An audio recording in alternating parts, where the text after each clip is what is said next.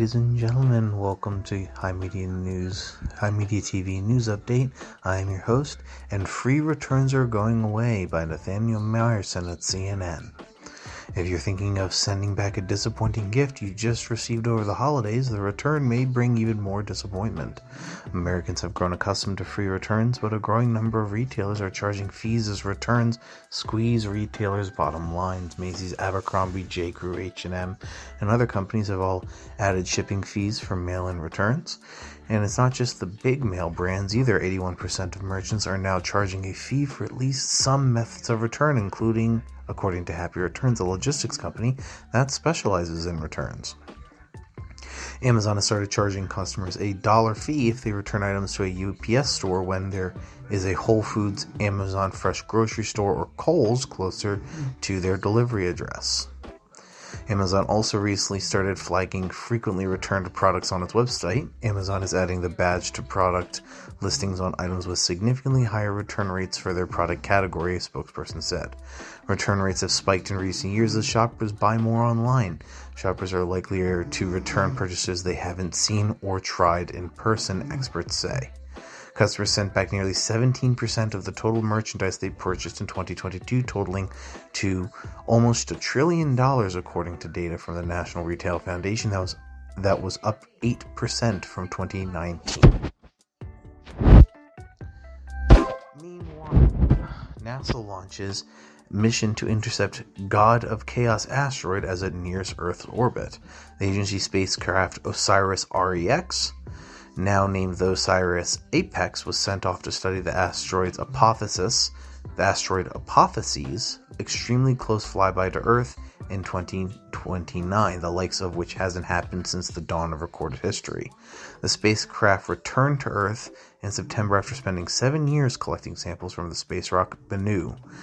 Apothesis, known as the God of Chaos, is expected to fly by Earth on April 13th, 2029, from only about 20,000 miles away, closer than some man-made satellites, and could be even visible from the eastern hemisphere.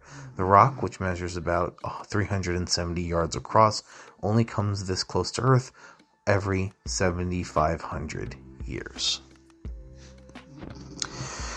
And lastly, Israeli military says Gaza ground offensive has expanded into urban refugee camps. The military's announcement of the new battle zone threatens further destruction in a war that Israel says will last for many more months as it vows to crush the ruling Hamas militant group. The U.S. said Israel's Minister for Strategic Affairs, Ron Dermer, was meeting with the Secretary of State Antony Blinken and National Security Advisor Jake Sullivan to discuss topics including transitioning to a different phase of the war to maximize focus on high-value Hamas targets, improving the humanitarian situation, and planning for governance and security in Gaza after the war. I just want to say for the record that the headline, Israeli military says Gaza offensive has expanded into urban refugee camps, means that Israel military people are now going into refugee camps and bombing refugee camps. So, a little bit of a yellow journalism warning there, folks. Ladies and gentlemen, thank you so much for listening. I apologize for the background. I'm recording this in bed with my partner asleep next to me and Grey's Anatomy in the background. Happy freaking holidays. I had a good one. I hope you did too. We will be back hopefully tomorrow evening for a normal retour. And in the meantime, thank you so much for listening. If you're watching on YouTube, please like and subscribe. Maybe leave a comment of your thoughts on the stories in this piece below. It helps out within the algorithm. And if you're listening on podcast, please stick around for our post rolls.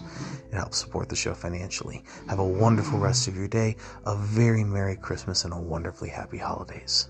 Good night, everybody. Or good morning if you're catching this in the morning.